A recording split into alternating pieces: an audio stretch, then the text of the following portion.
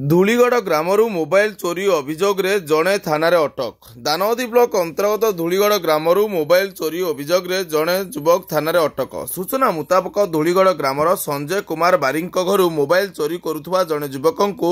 स्थानीय लोके काबू कर बुधवार दिवा 11 घटिका समय स्थानीय थाना जिम्मा देखा मिली। स्थानीय पुलिस जैनिक युवक को एवं थाना अटक रखी घटनार तदंत जारी रखि स्थानीय पुलिस पक्षर सूचना मिली। पिलाटी 16 जन को ये तार गोटे जंत्र मोबाइल चोरी कर जंत्र गतुला आकार संजय कौन संजय कुमार बारी घरे आमर खैरांग साइड धूलीगढ़ चोरी कर धरा पड़ी। तार जंत्र तार दिन राति चलुची ये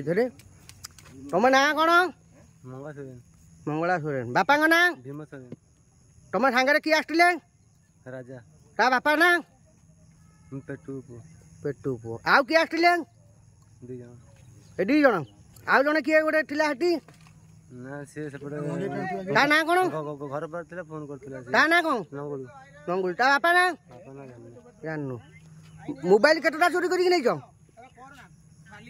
मोबाइल केटटा चोरी करछ मोबाइल नै छ ना नै ना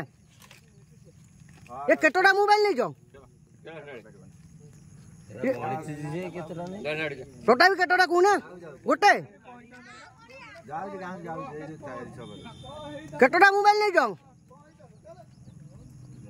अरे केटोटा मोबाइल नहीं जाओ कहूना